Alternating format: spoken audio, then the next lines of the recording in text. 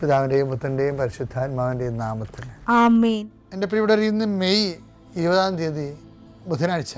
അമ്മേ പരിശുദ്ധ അമ്മേ, അമ്മേ പരിശുദ്ധമേ, ദൈവമാതാവേ, കൃപാസനത്തിലൂടെ ഞങ്ങൾക്കും ഞങ്ങളുടെ ദേശത്തിനും അമ്മ മധ്യസ്ഥം തേടി തന്ന എല്ലാ അനുഗ്രഹങ്ങൾക്കും കൃപകൾക്കും ഞങ്ങളിപ്പോൾ ഹൃദയം നിറഞ്ഞ നന്ദി പറയുന്നു. അമ്മേ പരിശുദ്ധമേ, ദൈവമാതാവേ, 2004 ഡിസംബർ 7 ഉച്ചകഴിഞ്ഞ് 2:30 കൃപാസനത്തിൽ സംഭവിച്ച അമ്മയുടെ പ്രത്യക്ഷപ്പെടലിനെ കുറിച്ച് തിരുസഭയ്ക്ക് സമർപ്പിച്ചിരിക്കുന്ന പഠനരേഖകളുടെ മേൽ സഭാത്മകമായ പഠനം ആരംഭിക്കുവാൻ ഞങ്ങൾ പ്രാർത്ഥിക്കുന്നു. അമ്മേ പരിശുദ്ധമേ, ഭൂസ്വർലോകങ്ങളുടെ രാജ്ഞിയായ അങ്ങേയ്ക്ക് ഭൗമസംരക്ഷണത്തിനായി പ്രപഞ്ചപ്രകൃതിയെ തന്നെ തിരുസഭ പ്രതിഷ്ഠിക്കുവാൻ ഈ പ്രത്യക്ഷീകരണം വഴി ഇടയാക്കണമേ. പരിശുദ്ധമേ, ജപമാല മാതാവേ, സകല കൃപാസനം പ്രാർത്ഥനയോടും ചേർത്ത് ഞങ്ങളിപ്പോൾ പ്രാർത്ഥിക്കുന്ന ഈ കുടുംബത്തിന്റെ പ്രത്യേക നിയോഗം പറ മക്കളെ.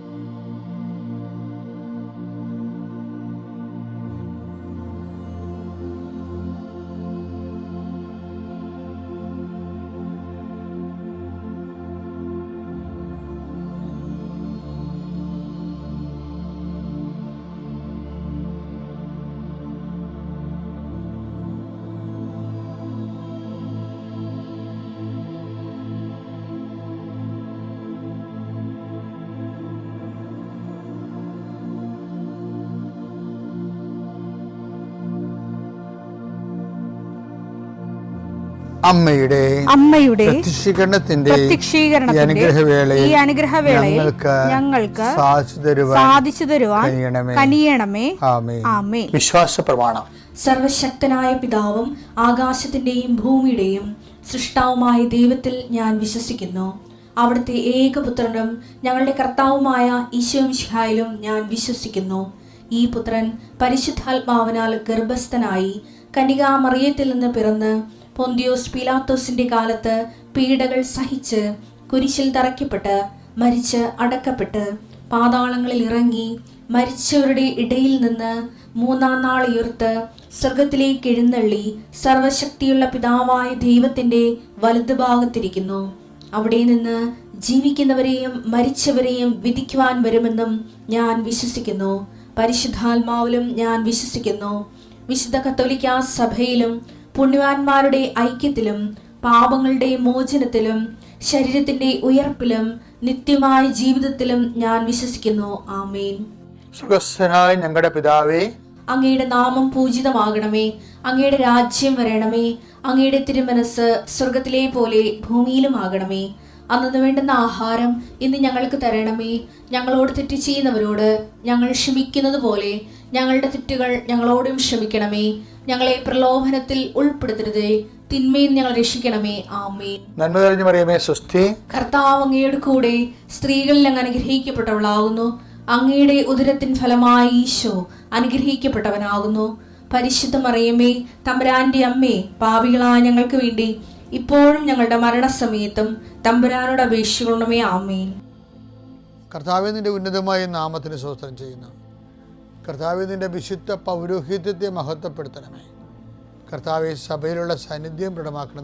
40 വർഷം ഞാൻ അർപ്പിച്ച കൃപാസന ജീവനോടെ പ്രത്യക്ഷപ്പെട്ട മാതാവിൻ്റെ സാന്നിധ്യം ഈ കൃപാസനത്തിൽ വന്നിറങ്ങി പ്രാർത്ഥിച്ചു പോകുന്ന ലക്ഷോപലക്ഷം മനുഷ്യരുടെ പ്രാർത്ഥനയുടെ ശക്തിയാൽ ഞാൻ ഇന്നത്തെ ദിവസത്തെ എൻ്റെ മക്കളുടെ ആവശ്യങ്ങളെ കർത്താവിൻ്റെ ദൃശ്യം സമർപ്പിച്ചുകൊണ്ട് ആശീർവദിക്കുന്നു. കർത്താവെ, അങ്ങയുടെ മക്കളുടെ മേൽ നിൻ്റെ തിരുമുറുപാട് മരുന്നുകരം വെക്കണമേ. എൻ്റെ കർത്താവിൻ്റെ ഉന്നതമായ നാമത്തിൽ ശിരസിൻ്റെ രോഗങ്ങൾ, ബ്രെയിനിലെ സിസ്റ്റുകൾ, ബ്രെയിനിലെ ക്യാൻസറുകൾ, ബ്രെയിനുമായിട്ട് ബന്ധപ്പെട്ട മുഴുവൻ രോഗങ്ങൾ ഈ നിമിഷം ഇത് പ്രാർത്ഥന കൂടുന്ന മക്കളുടെ മേൽ കർത്താവിൻ്റെ ശക്തി ഒഴുകുകയും നീ സുഖപ്പെടുകയും ചെയ്യട്ടെ. തൊണ്ടനൊമ്പരങ്ങൾ, അത്തോൺസൈറ്റുകൾ, തൈറോയിഡുകൾ, ശ്വാസകോശ രോഗങ്ങൾ, ഉദരരോഗങ്ങൾ, പിസ്തുല രോഗങ്ങൾ, PCOD രോഗങ്ങൾ, സർവാംഗവാത രോഗങ്ങൾ, വൃഷ്ണരോഗങ്ങൾ, കർത്താവിൻ്റെ നാമത്തിൽ ഉച്ചമുതൽ ഉള്ളങ്കാർ വരെ കർത്താവിൻ്റെ രക്തം പടരട്ടെ. മരുന്ന് ലേപനമല്ല, അങ്ങനെ വചനമാണല്ലോ അങ്ങനെ മക്കളെ സുഖപ്പെടുത്തുന്നത്. വചനത്തിൻ്റെ കരുത്താൽ ശക്തിയാൽ യേശുക്രിസ്തു ഉന്നതമായ നാമത്തിൽ അങ്ങനെ മക്കൾ സൗഖ്യം പ്രാപിക്കട്ടെ.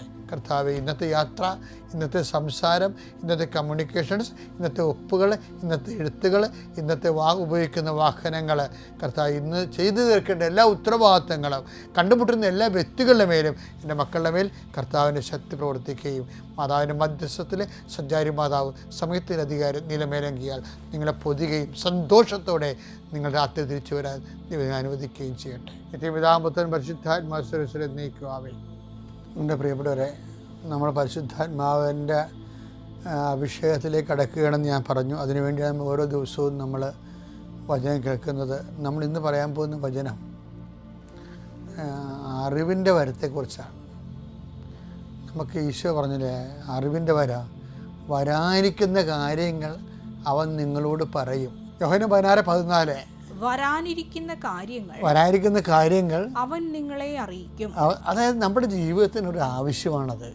നമുക്ക് എന്താ സംഭവിക്കാൻ പോണത് എന്നുള്ളതിനെക്കുറിച്ച് നമുക്ക് ആത്മാവിൽ നയിക്കുന്ന ഒരു നിരന്തരം കർത്താവ് പ്രേരണ, അറിവ് പറഞ്ഞുകൊണ്ടിരിക്കുക.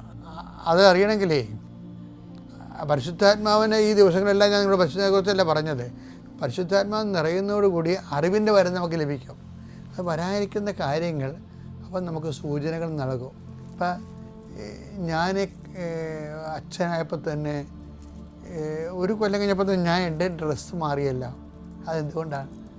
ഞാൻ ഇടവക വികാരിയാണെങ്കിലും ഒരു മിഷണറി ആകാനാണ് കർത്താവിനെ വിളിച്ചിരിക്കണമെന്ന് എനിക്ക് മനസ്സിലായി. അതാണ് വരാനിരിക്കുന്ന കാര്യങ്ങൾ. അന്ന് ഭയങ്കര പുരുകയാണ്. ഞാൻ ആരും ഇത് ഉടുപ്പിടത്തില്ല. ഞാൻ ഇട്ടിട്ട് ഇന്ന് വരെ മാറ്റിയിട്ടില്ല. കാരണം ഇന്ന് ഞാൻ മിഷണറിയായിട്ട് തന്നെ ഇടവകയെ ജോലിയും ശുശ്രൂഷയും മിഷണറി ഒരുമിച്ച് പോകാൻ പറ്റുമെന്നുള്ള ഒരു കാഴ്ചപ്പാടാണ് എൻ്റെ ജീവിതത്തിൽ എനിക്ക് മനസ്സിലായത്.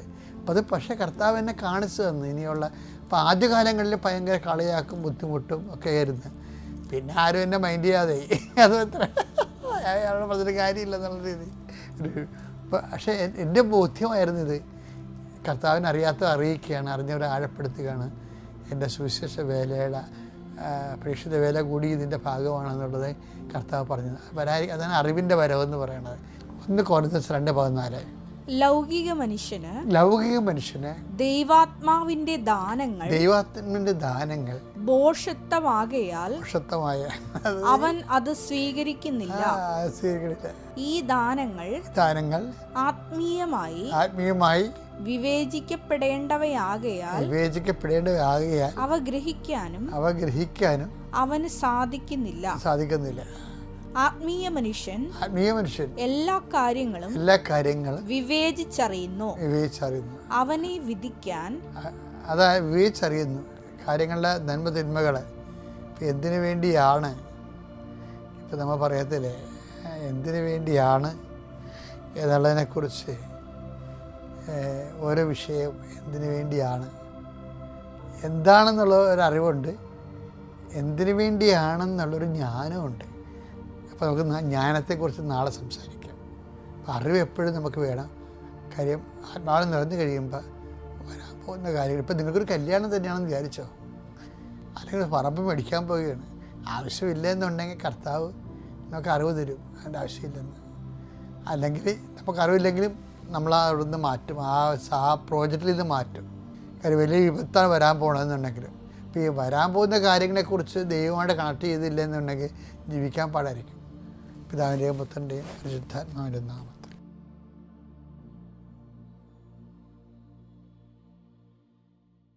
അത്യപൂർവ ദൈവാനുഭവങ്ങൾ ഇനി നിങ്ങൾക്കും സ്വന്തം. ഈ യൂട്യൂബ് ചാനൽ ഇതുവരെ സബ്സ്ക്രൈബ് ചെയ്തിട്ടില്ലെങ്കിൽ ഇപ്പോൾ തന്നെ സബ്സ്ക്രൈബ് ചെയ്യുക. ഈ വീഡിയോ ഇപ്പോൾ തന്നെ നിങ്ങളുടെ സുഹൃത്തുക്കൾക്ക് ഷെയർ ചെയ്തുകൊണ്ട് കർത്താവിൻ്റെ പ്രേക്ഷിതരാകുക.